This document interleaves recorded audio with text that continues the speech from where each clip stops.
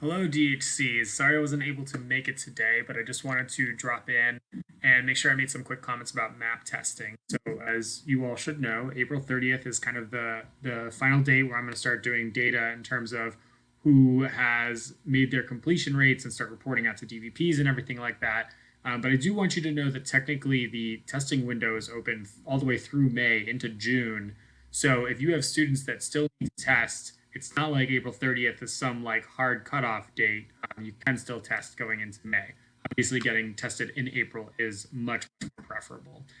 So, in terms of those of you who are doing online testing or even people who are doing in person testing, the number one thing I have to say right now is just making sure that you're following up with families as much as possible, making sure that they're getting there registered, that they're getting attending the sessions if they actually are registered for those sessions, and a lot of those follow up letters, you can find those templates in our Teams group so that you don't need to go and recreate the wheel or anything like that or anything. You can just rewrite the first paragraph.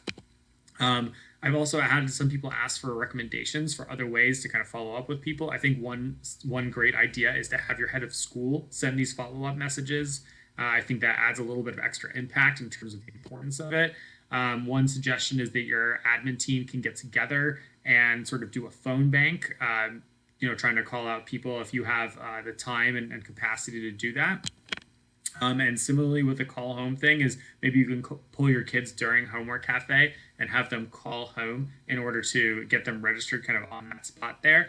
The other thing is about motivating kids. I think that there are a couple practices on campuses that I think have been used to great effect. And so one of those is giving kids prizes for registering or for attending. If the entire campus is at a certain rate, I've heard of campuses doing pizza parties or other sorts of rewards. I think those kinds of motivating factors really help.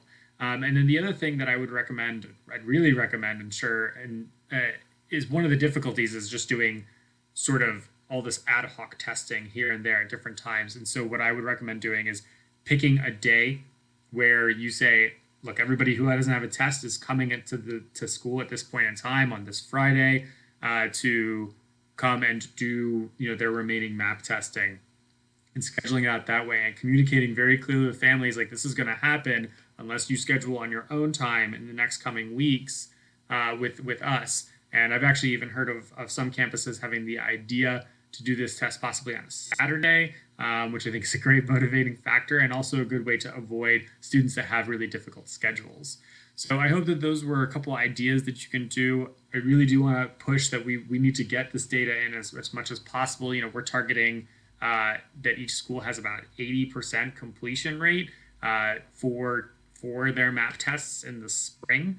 We're moving down to once a year, so it really is important that we are getting this as regularly as possible in the spring term here and working on those processes there. Well, that's pretty much it. Thank you all so much for your time. I hope you have a great rest of your DHC call. Bye.